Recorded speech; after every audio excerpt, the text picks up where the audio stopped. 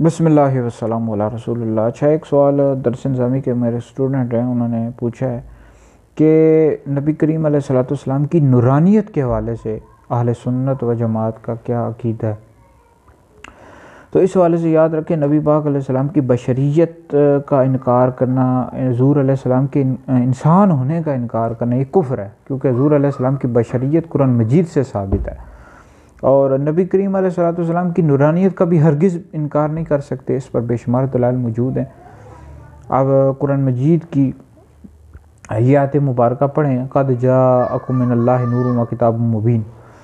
اب اور اس کے تحت جو مفسرین نے لکھا ہے، تفسیر کبیر پڑھیں، تفسیر بیضاوی پڑھیں، تفسیر جلالین پڑھیں، اور اس کے علاوہ دیگر جو تفاسیر ہیں ان کا مطالعہ کریں کہ نور سے مراد مفسرین نے کیا لیا ہے۔ نور سے مراد نبی کریم علیہ السلام کی ذات مبارک ہے، اور ایک حدیث مبارکہ کا مفہوم بھی ہے۔ نبی پاک علیہ السلام نے ارشاد فرمایا، ہے جابر، اللہ رب العزت نے تیرے نبی کے نور کو سب سے پہلے پیدا فرمایا۔